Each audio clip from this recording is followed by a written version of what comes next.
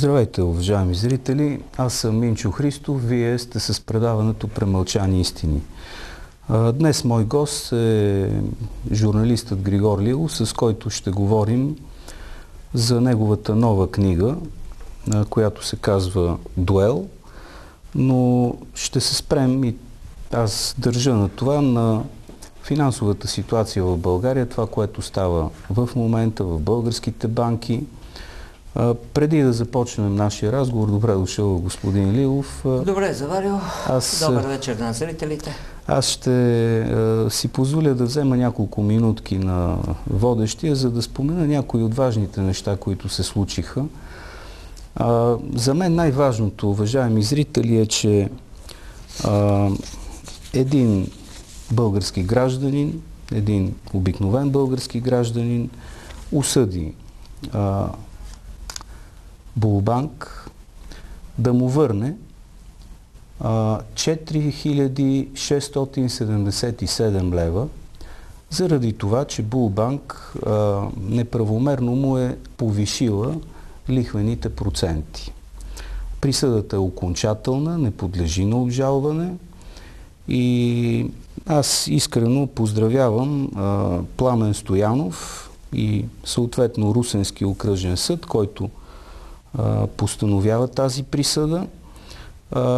Искрено се надявам, че тя няма да е първата, нито, разбира се, ще бъде единствената банка, Булбанк, която ще отговаря за тези неправомерно вдигнати лихви на българските потребители.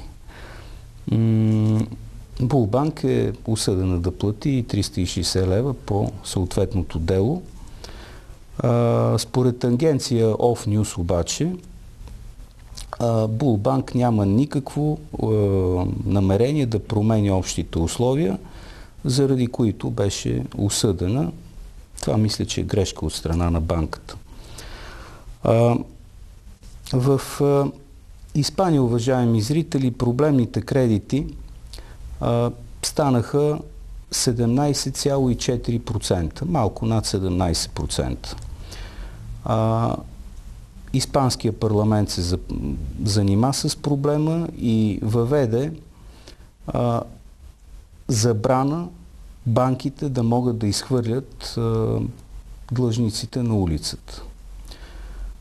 Тук, за ваше сведение, уважаеми зрители, проблемните кредити са над 24%, в някои банки те достигат 30-35%, но българският парламент не се занимава с проблема как да защити кредитополучателите.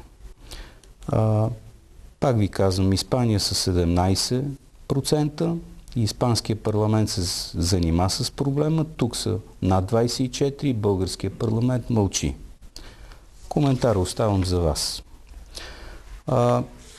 Друга новина от седмицата е, че според базирания в Вашингтон институт GFA за периода 2001-2010 година, т.е. първите 10 години от нашето хилядолетие, България са напускали по 1 милиард 585 милиона долара мръсни пари от корупция и от неплатени данъци. В тази сума, според института, не влизат печалбите от организираната престъпност, като трафик на наркотици, трафик на оръжие, трафик на хора. Повтарям, 1 милиард и 585 милиона на година, което прави точно 15 милиарда за тези 10 години. Това са парите, изтекли от България.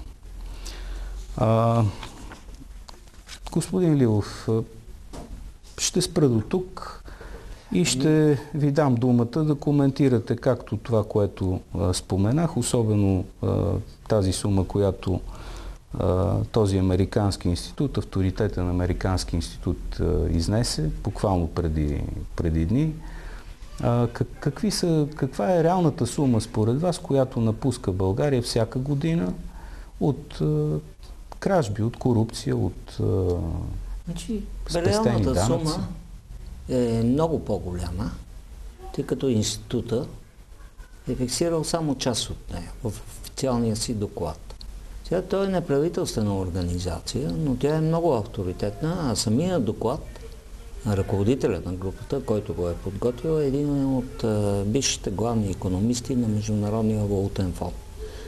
Тоест искам да кажа, че впечатлението, оценката на доклада в финансовите и бизнес среди по света, специално за България, ще бъде крайно негативно. Точно поради участието на този човек, който е с безспорен и много висок авторитет. Все пак има различни неправителствени организации. Второто, сумата за тия 10 години, аз малко ще ви коригирам, не са 15 милиарда, а 16 милиарда долара. Те на толкова грешката е моя. Да. Тя в действителност обаче е много по-голяма. Значи, това са парите на мафията, защото там наистина не е включена чисто мафиотската дейност, която е свързана с наркотрафик, която е свързана с финансови операции. Знаем, че България е лидер в света по кражба от банкоматите. Горе-долу през 3 дена четеме такива съобщения за арестувани българи в чужбина, които са се занимали с това да ограбват сметките на хората. Всъщност ние си имаме един, не знам дали зрителите го разбират, ние наистина имаме един международен концерн, който е сред първите 100 по обеми, по размери в света, и това е българската мафия. Тя работи с десетки и десетки милиарди, и лично според мен сумата за тия 10 години надминава около 40 милиарда. Значи правя една скоба. Много трудно е да се уточни точната сума. Така или иначе това са скрити операции. Но някакъв косвен изразител, господин Христов, ние може да намерим в банковата статистика, в операциите на БНБ и нашите банки. Например, човек поглежда парите в обращение. Левчетата, които всички ние държиме в джобовете си. И си задава въпроса колко са тези левчета на българския пазар. Значи тези левчета, за тези левчета говорим. Тези левчета на българския пазар са толкова, колкото бяха преди да дойде кризата. От една страна българската статистика казва така. Потреблението в страната, т.е. покупката на стоки и услуги е спаднала с 30 на 100. С една трета.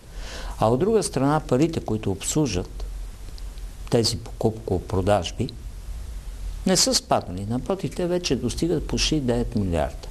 Има и един коефициент на БНБ, който сочи обращаемостта им.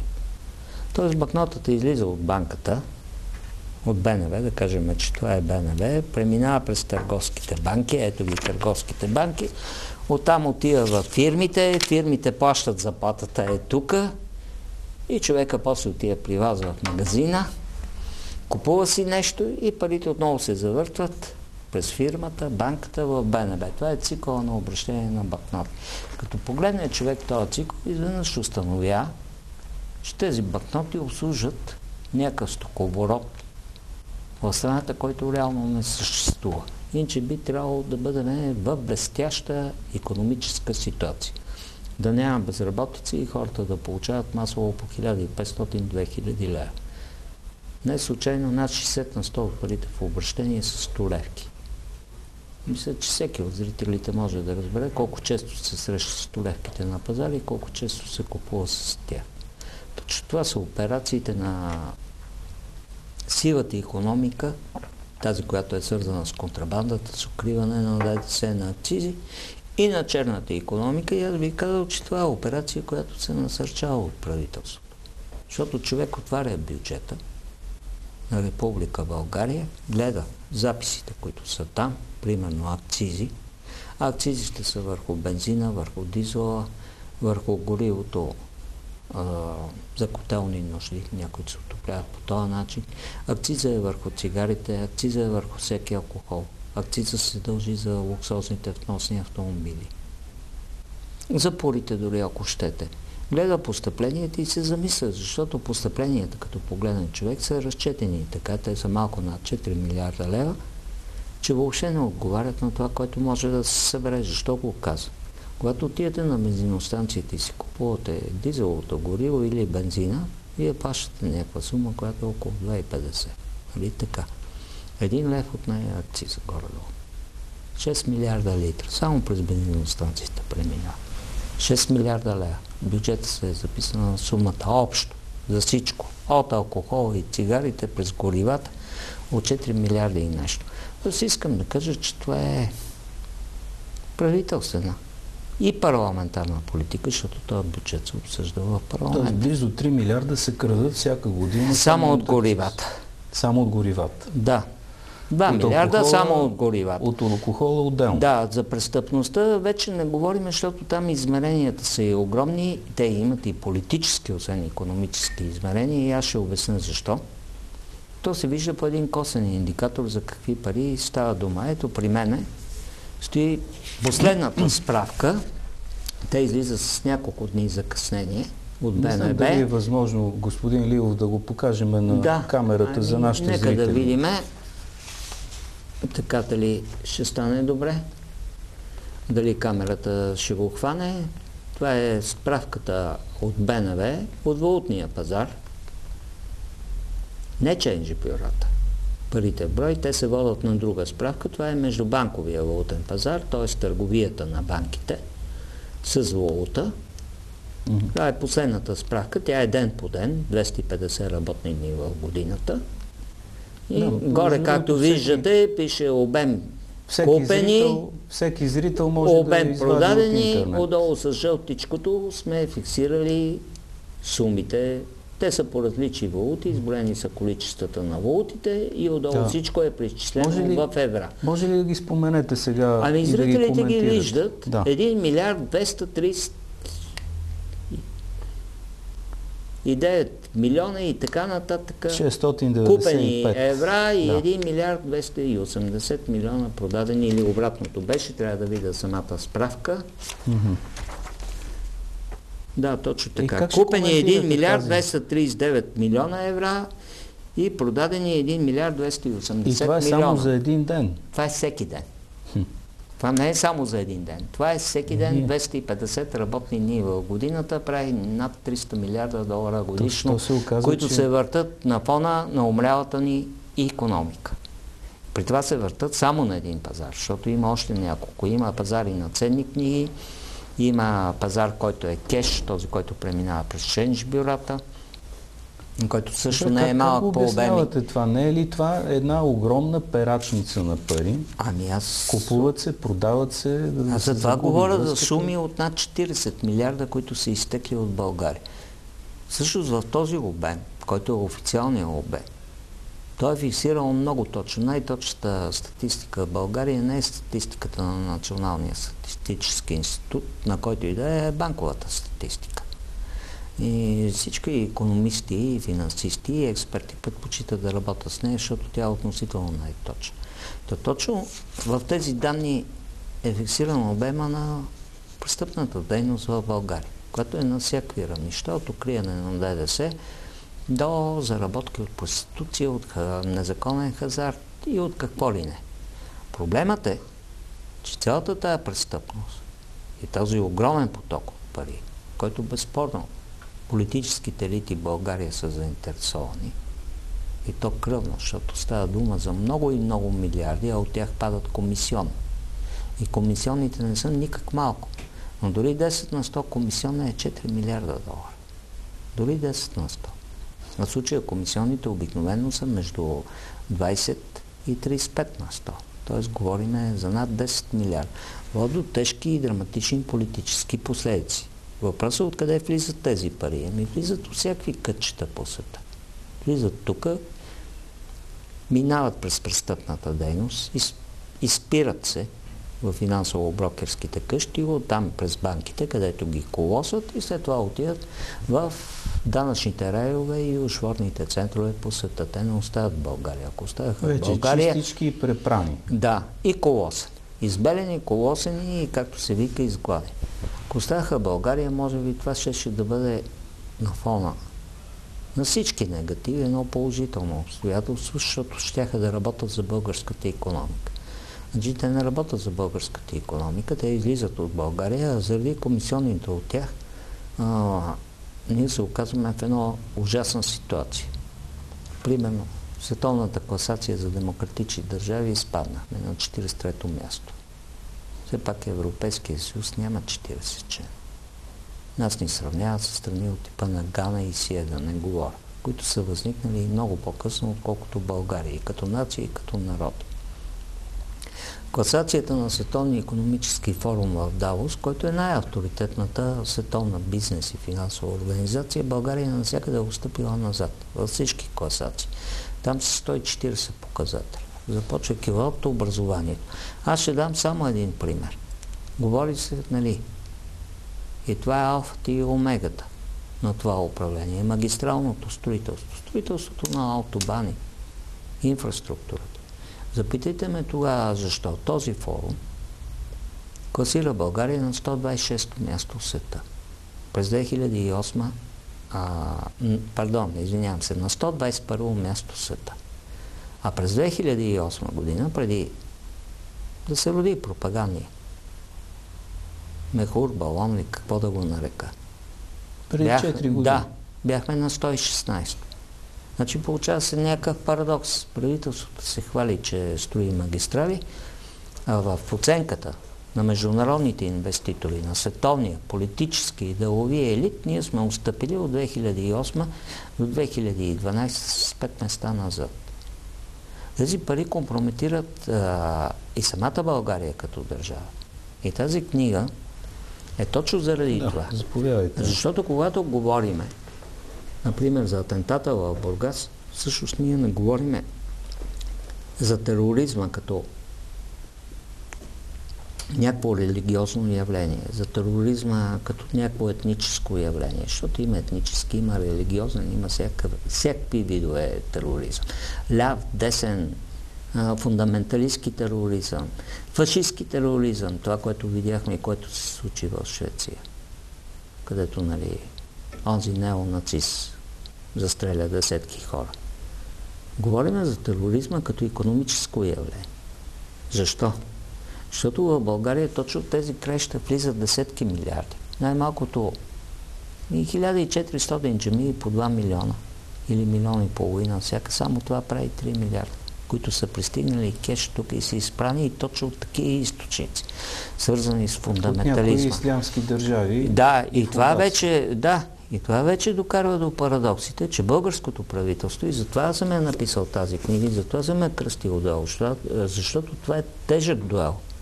Това не е дуел с някаква изолирана терористична организация. Това е дуел с милиарди, които стоят отзад. И затова българското правителство се оказа съучастник. Добре, бихте ли заради тези пари. Фактите са много. Аз не знам дали от студиото ще могат да покажат примерно едно от доказателствата. Оказва се, че МВР е съобщило за атентата в Бургас на официалния си сайт. 18 минути преди да гръмне експлозията. В студиото ние свалихме този документ. И това ясно е илюстрирано. Ето колегите показват от сайта на... фиксирано от търсачките. Може ли да коментирате сега за нашите зрители какво точно означава това, което виждат на екрана? Значи на официалния сайт на МВР на 18 юли, когато беше атентата в Бургас, се появи съобщение за инцидент на летище Бургас. Тоест това е всъщност съобщението за инцидент, което виждаме на екрана. Да. И е казано, че около 17 часа и 30 минути е възникнал инцидент на летище Бургас, като се е подпалил някакъв автобус. Нищо лошо в това. МВР съобщава достатъчно, как да кажа, въздържано, както подобава на официална институция. Целият проблем се ражда обаче от друго. И този проблем се ражда от това, което вие тук може да видите в това съобщение, че отдолу, по неизвестна, непонятна, на пръв поглед причина, часът, който е посочен, е 5 часа и 6 минути, а взривът е в 5:24. Тоест МВР 18 минути преди взрива знае, че ще има инцидент на летище Бургас. Един от скандалните факти в книгата, те са много. Те дори дават едно изявление за 2 чужди агенции, също изпреваращо преди Срива Дала. Преди да се появи каквото и да е камикадзе. Че автобус номер 2... Преди взрива е съобщено, че има взрив, така ли излиза? Да. И че ще има камикадзе, който ще се гръмне до вратата на автобус номер 2, както са съобщили пред 2 чужди агенции. Това са най-малко сензационните факти в книгата. Тя завършва с една яхта. Всъщност не е яхта, това е един 115 метров кораб, 4-тия по големина в света, който преминава през Суецкия канал и след това се изгубва от регистрите. В смисъл, маршрута му не е отразен нито от Лойдс, нито от някой друг голям морски застраховател, не е отразен от специализираните агенции, които проследяват нещата. Може би има обяснение за това и има. Под определен тонаж частните кораби, защото става дума за така, не се регистрират. Корабът преминава през остров Кипър. Обяснил съм в книгата защо. Спира в Истанбул. Освен на остров Кипър, също съм обяснил защо. И оттам пристига и акостира само за една нощ и половин ден на пристанище Варна. И вече внимателно изследвах програмата на премиера и вице-премиера на Република България и какво е ставало тази нощ и тази сутрин там. На този свръхлуксозен кораб доста зор видях, докато успея да уточня спалните в него. Лукс е страхотен и поразителен. Оттам влязоха милиарди в България. Това е преди да се случи атентата. Точно и затова е тая логистична подкрепа и всякаква друга подкрепа на това събитие. Заради тези милиарди, за които говорим и които БНБ надлежно фиксира в своите отчети. И тук стигаме до ония парадокс. Значи през нашите банки върват всеки божи ден, по колко бяха? Обем купени 1 милиард 240 милиона, обем продадени 1 милиард 280, както и да ги гледа човек, правят 2,5 милиарда оборот на ден. И същевременно, нали, хващаме едни или други кредитополучатели да гушат, защото примерно са останали без работа и не могат да си платят.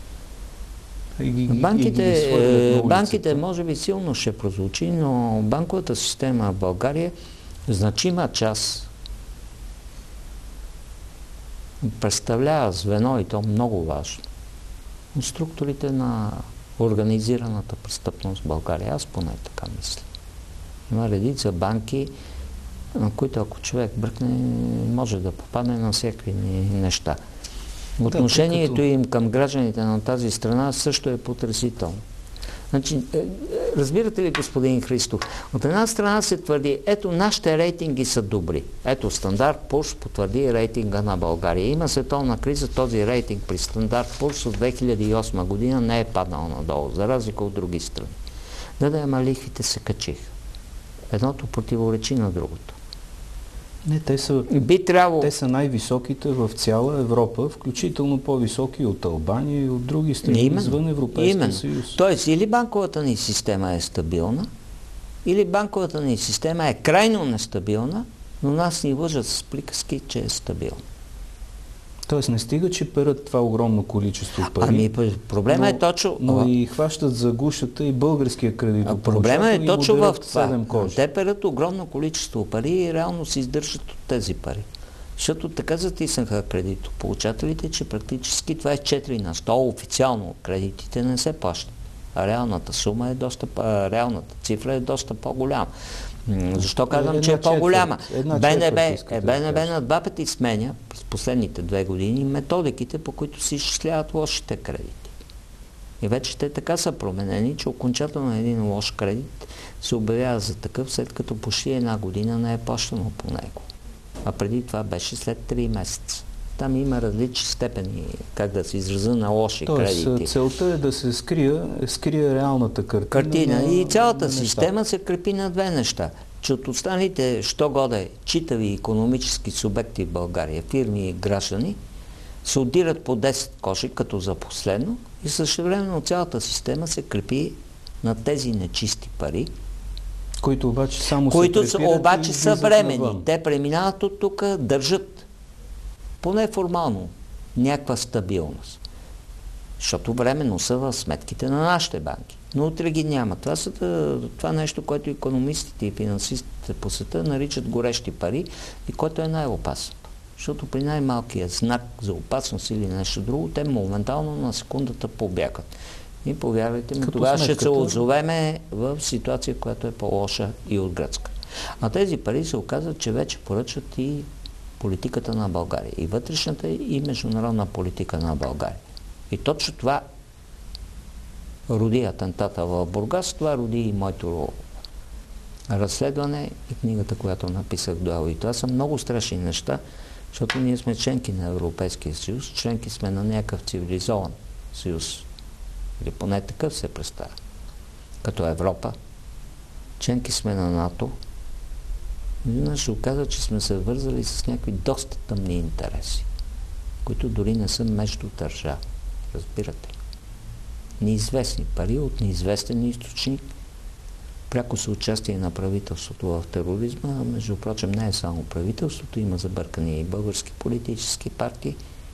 На веригата са се подредили много, аз съм го показал в разследването, и от друга страна, значи от една страна милиарди, които явно са способни да поставят България в ситуацията на скандал, както беше на времето с папата, където, както знаете, ни обвиниха. И сега, ако ни обвинят, ще ни обвинят не без основание. И може би и за това беше срещата във Вашингтон. Тя съпадна, между другото, с излизането на книгата. Знаете ли, голяма рядко се Белия дом в овалния кабинет да се отзове цяло правителство. Казвам цяло правителство, защото освен вице-премиера, беше вице-премиера, министъра на отбраната, и още един министър. 4 министъра. Да. Това е целият силов бок и международен бок на правителството, нали, с външния министър. Това е рядък прецедент. Аз такъв прецедент в американската дипломатическа практика търсих и не открих за последните 30 години. Явно нещата са били доста зле поставени там. Друг е въпросът какво ще изскочи, какво няма да изскочи, защото това е геополитика. И то в големи обеми, но се оказа, че и България, и българското правителство се забърква в другата страна на геополитиката. Като включително заради мириса на парите, готово не само да си затвори очите за един терористичен акт, а да осигури неговата логистична подкрепа, съдействие, заради всичко това, което преминава през банките. Ние живеем в някаква парадоксална държава. Вчера правителството се събира и се оказва, че има пари. Над 500 милиона евро, за да закупим 8 самолета F-16. На старо. На старо, да, дори се знае откъде ще бъдат закупени. Които са по 10 години по-възрастни от нашите мигове, господин Лилов. Доколкото знам, тия самолети са някъде от 70-те години. Не мога точно да кажа. Дори е решено откъде ще бъдат закупени, без търг и конкурс. Между другото, има такава клауза в обществените поръчки. Значи има половин милиард има. Но за болните 100 милиона лева или 50 милиона евро за някаква, макар и символична коледна добавка за пенсионерите, за нашите майки и бащи, няма. Моите родители са починали, но в тая страна има над 2 милиона пенсионери и ако човек погледне разбивката, какво се оказва? Оказва се, че 80 хиляди са с граници близко до максималната пенсия, имаме още 250 хиляди с пенсия по 300 лева и останалите с средни пенсии от порядъка на 170-180 лева, които не стигат за нищо. Знаете ли, господин Лилов, аз бях подготвил в тези 5 минути на водещия да прочета нещо. Шефа на комисията по закупуването на новите изтребители, генерал Румен Радев. Какво е казал пред вестник Преса? За вас го казвам, уважаеми зрители. Португалските изтребители F-16 са модернизирани изцяло с усилена конструкция. Те са дори по-добри от новите. Това го казва генерал, който е шеф на комисията по закупуване на нови изтребители за тази сума, която... тези изтребители всъщност са 10 години по-възрастни от миговете МиГ-29, с които разполагаме. И възниква елементарния въпрос, защо Португалия иска да се отърве от тези Не, Португалия не иска. самолети. Значи това е част от митовете, от пропагандата и веднага ще обясня. Изтребителите ще бъдат закупени от Гърция. Защо го казвам? Защото през юли месец тази година тук беше един пак F-16. Да. И пак на подобна сума. Да, и пак толкова стари, че дори малко по-стари. Беше един от заместник-министрите на Гърция. Тук имаше официална среща, точно началото на юли. И беше подписан договор за обучение на наши пилоти на F-16 в Гърция. Значи един такъв договор е част от общата рамка и структура на този проект. Защо от Гърция, не знам. Аз знам, че най-корумпираната държава в Европа по оценки, те са две. Едната е България, другата е Гърция. Разбирате какво искам да кажа.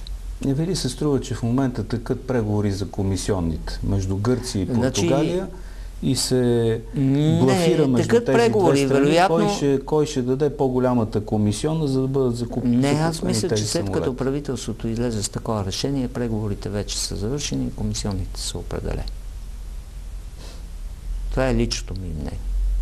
Да, комисионните са в рамките не на 10, а може би на 20-25%. По военни изделки, особено на фона на корупционните практики в България, обикновено става дума при такива сделки за около 30 на 100. Значи за около 30 на 100. Второ, не може 8 самолета да струват 500 милиона.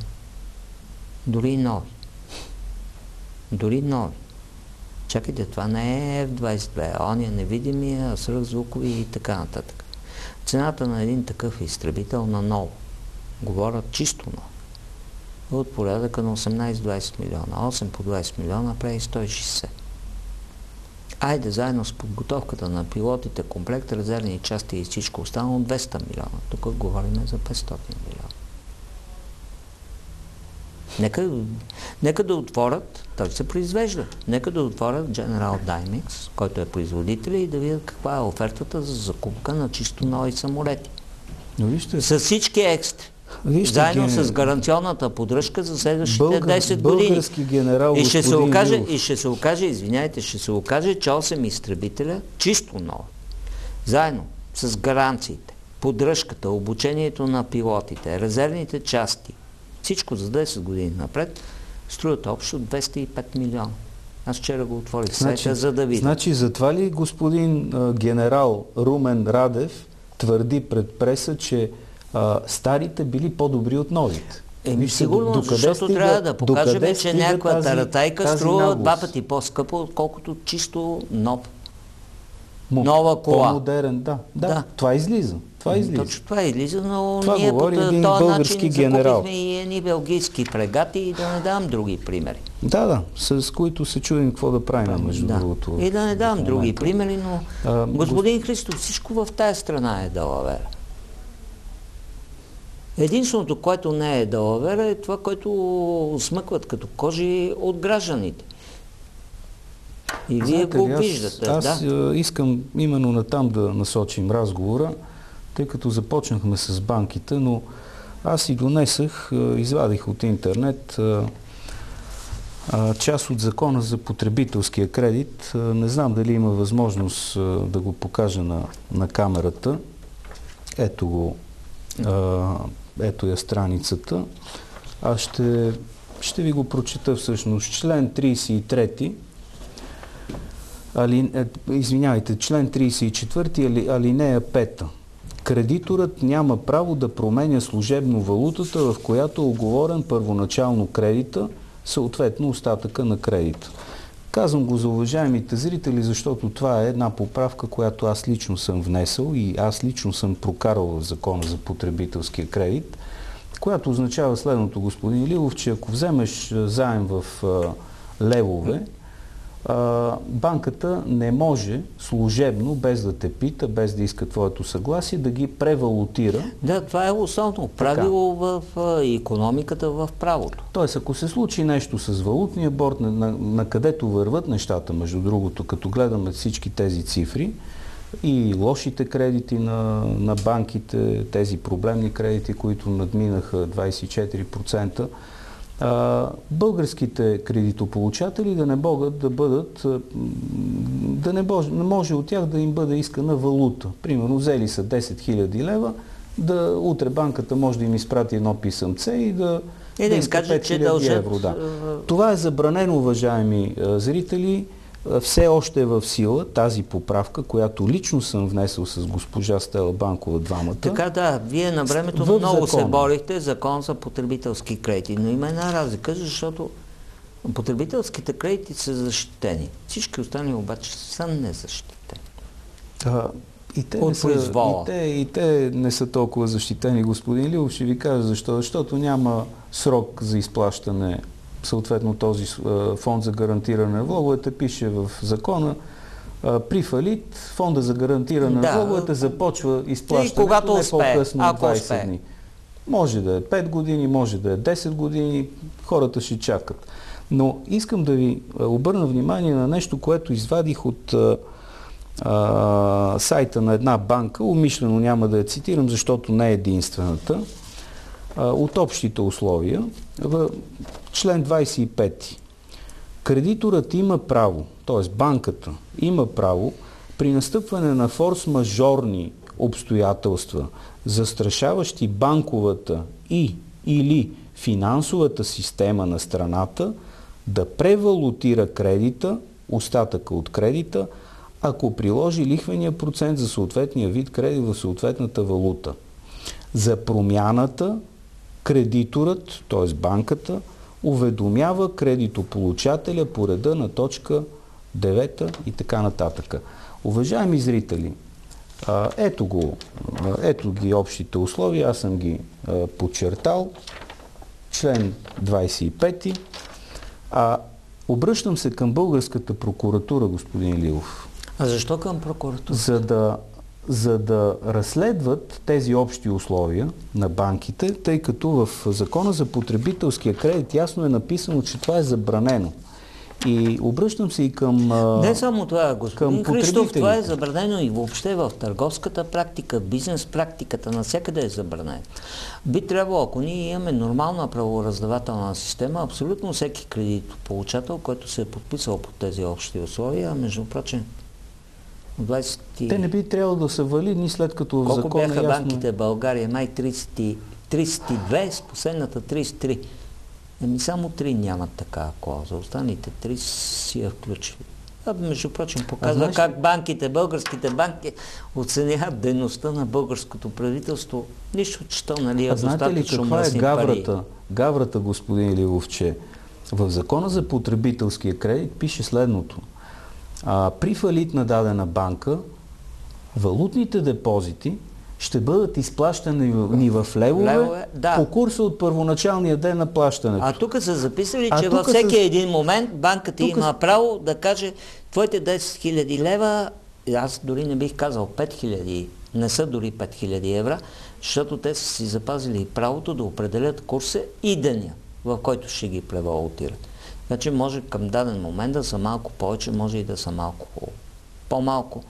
Тоест ако не дай Боже трябва се случи, и сиренето, и ножа. Ако не дай Боже се случи това, което се случи 96-та-7 година. Защо да се случи? Напротив, това е изпреварващо. То не е казано, ако се случи. Не, ако се случи, банката моментално ти изпраща едно писъмце, което казва, че банката... Вие не дължите вече левове, Христов, а дължите евро. Банката е казала, ако има опасност, т.е. тя, ако прецени, т.е. тя може да ви израдва още утре, дори да няма опасност. Да. Реално. Съгласен съм с вас. Т.е. утре може да ви изпрати едно писъмце, без да иска вашия подпис, но аз се обръщам към хората, уважаеми зрители, съдете ги. Съдете ги. Това не е законно. И аз мисля, че един нормален съд, ако не е купен, разбира се, При такива абсолютно всеки съд при такъв може текст да оспори би трябвало да признае правата на кредитополучателя. Тоест наглостта на тези банки наистина е безмерна. Аз бих казал още едно нещо. Ако ние имахме нормална правораздавателна система, това никога нямаше да стане. Защото в търговския закон има един текст, че кредиторът е виновна страна, когато е погазил закона или е в забава. Тук кредиторът е погазил закона. На основата на това погазване на закона, всеки, който е взел заем, може да каже: извиняйте, докато не оправите тук в тези общи условия този текст, няма да ви плаща. И би трябвало всеки съд да му уважи правото, без да начислява нито наказателни, нито каквито и да е лихви. Друг е въпросът дали това може да стане в България. Значи със сигурност Русинския съд, аз цитирах в началото, има наченки на нормалност. Има наченки, но въпросът е когато нещата стигнат до Върховния съд. Защото там вече се вижда, тъй като практиката на Върховния съд е задължителна за всички останали съдилища от по-нисък ранг. Апелативни, съответно окръжни съдилища или Софийския районен съд. Аз искам да видя спечелен отдел във Върховния съд. Не в другите. Защото много често и аз сами имам опит, точно заради тия книги, които пиша. Едно е в по-ниските съдилища, друго е когато се стигне до Върховния съд. Нали, нещата много се променят във Върховния съд. Аз съм... Разбирам какво искате. И въпросът е какъв там ще бъде изхода в този Върховен съд и какъв прецедент ще се създаде. Но би трябвало точно Темида и... Но това за мен е това. Прокуратурата незабавно трябва да влезе в това е тези типично банки, закононарушение. да ги разследва. Ма защо и прокуратурата, да ги накара, извинявайте, ние имаме специализирана институция, която се нарича банков надзор на БНБ. Съгласен съм. Тези общи условия на банките... Господин Искров, да речем, той е шеф на БНБ, но има и шеф на отдел банков надзор. Но той не е отдел, той е цяло управление. Управление, да. С сумати хора в него и сумати кадри. Би трябвало банковия надзор просто незабавно да сира. Тук е друг парадокс. Общите условия на банките по принцип, както и всички банкови условия, подлежат на преглед от реда на надзора. Т.е. те са го прочели това и са си затворили така, ама съвсем под на очите.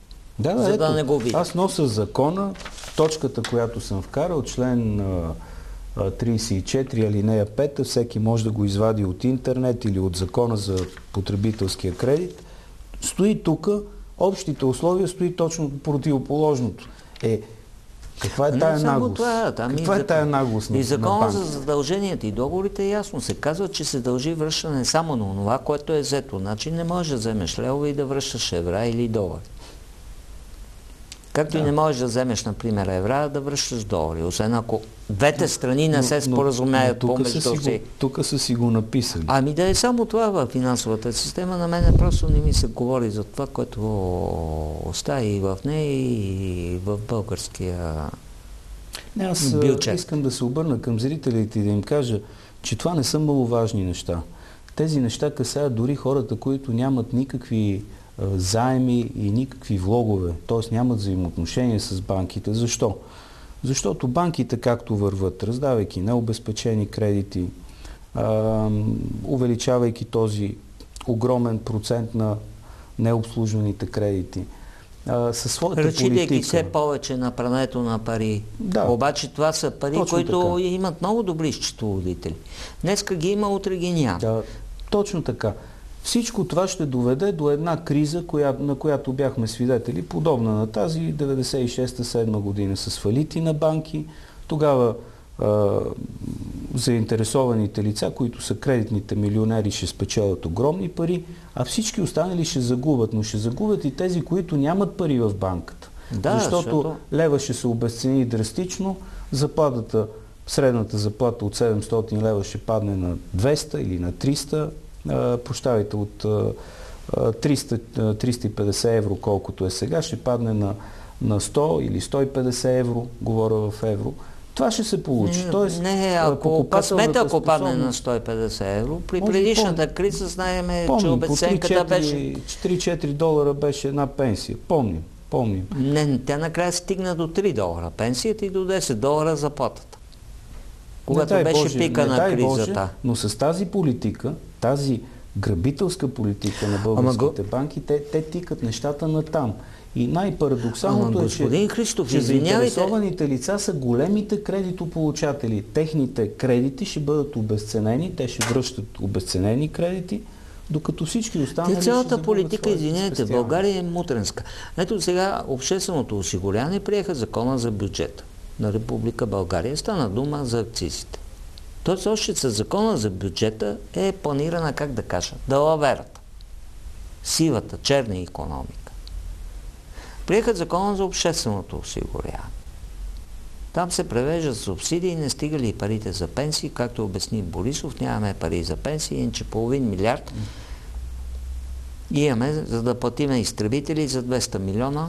200 милиона, ако ги купуваме като нови, а ще ги купиме като стари за половин милиард. И тук има едно изчисление при мен. Аз го направих. Пенсионната осигуровка. Осигуровката на 1000 лева заплата от относително високите заплати в България е 170 лева. Така. 170 лева за 30 години. Вложени на банков влог. Така. Все пак от осигуровките не можеш да теглиш пари. Всяка банка по света ще ви даде 6% за това. Не е вярно, че лихвите в България са най-високите. Мога да покажа една справка, но не съм взел, за съжаление, извадена от Международния валутен фонд и Световната банка за лихвите по света. Включително и в Европа има по-високи лихви. Колкото в България или равни на тези, зависи от конкретните условия. За 30 години сметка, тези осигуровки ще направят 300 хиляди лева. 300 хиляди лева. Значи средната продължителност на живота в България е 72 години за мъжете. 12 години да приемем. Взимам сегашната възраст за пенсиониране, не взимам новата, която непрекъснато ще расте. На 65... Тоест 300 хиляди делено на 12 години прави 25 хиляди лева годишно. Както и да го гледа човек, това са 2080 лева. Все едно човек е спестил за пенсия от 2000 лева. Такъв е размера на месечната пенсия на човек, който има, да речем, една горе-долу средна заплата или малко над средната, трябва да бъде над 2000 лева. Лева, да. И това показва колко, какви са мащабите на грабителството в България. А при 500 лева той е спестил за пенсия от 1041 лева. От тази гледна точка бизнесът е напълно прав. Когато реве, той наистина реве, че осигуровките в България са безумно високи. Значи от една страна се грабят бизнесмените, а от друга страна два пъти повече се грабят гражданите на тази страна. Два пъти повече. Защото това е изчислението. Казва се, че на вас ви е много по-изгодно, вместо да си плащате осигуровките, да си турите парите в някоя банка, стига да не е българска, да си получавате, да ви се трупат 6% и когато се пенсионирате, ще живеете като бели хора. Нека да го повторим. Хората нека да го чуят добре. Значи при заплата от 500 лева, която е под средната, това е масовата заплата в България, каква е пенсията, която трябва да получават мъжете?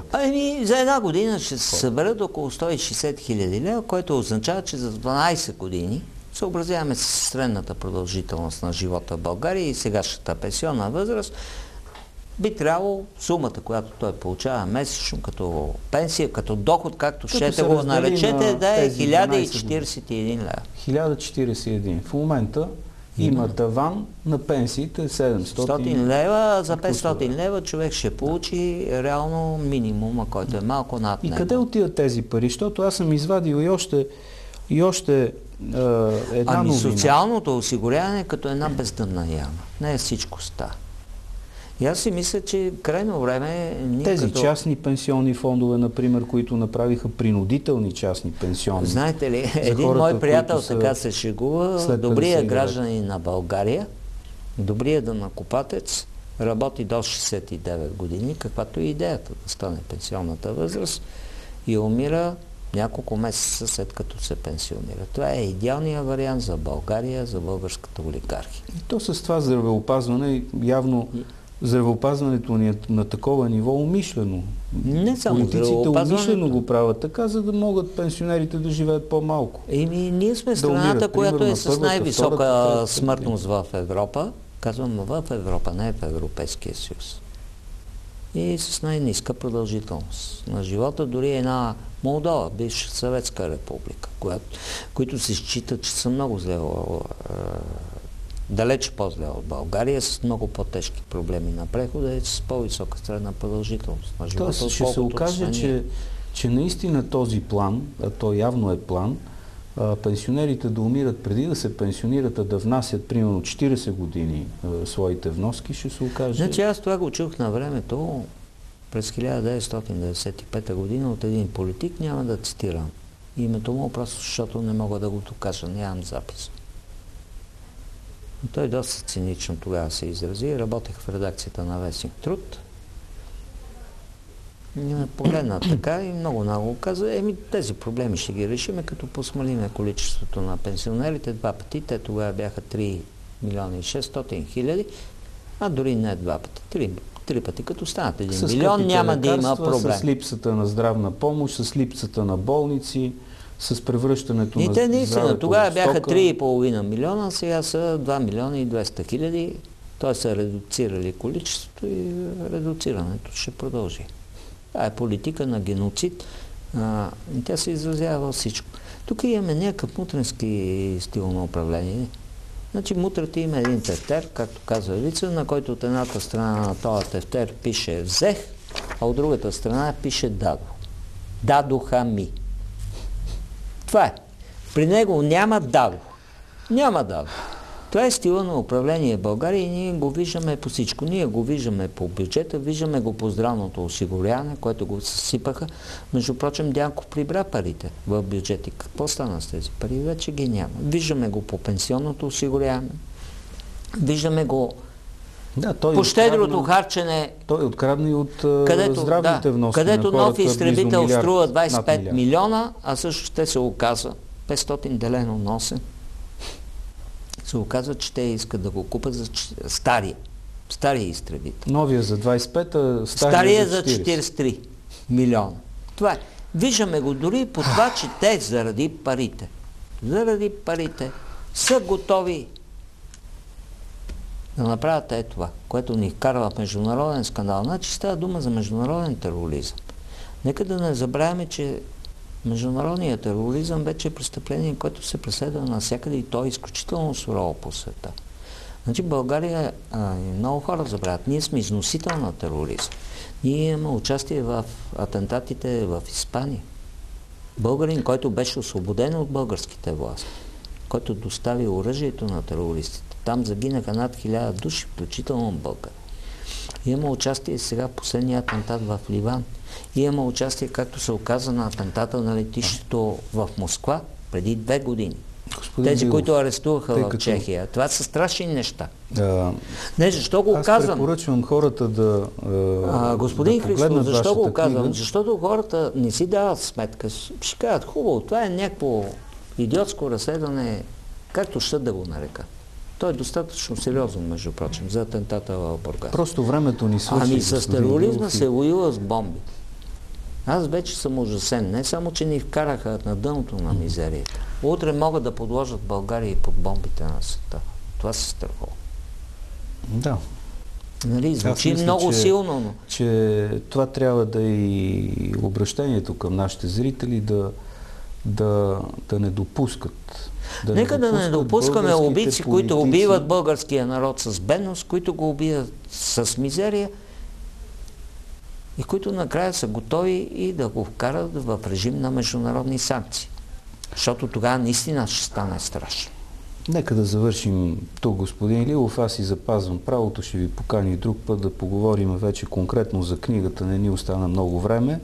А на вас, уважаеми зрители, ще прочета нещо, което беше изказано на една конференция на частните пенсионни дружества, където вие сте задължени, всички родени след 60-та година, да плащат.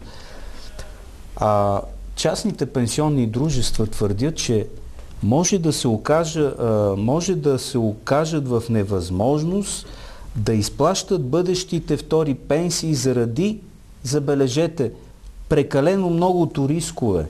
Дълголетие от които един риск е дълголетие на клиентите.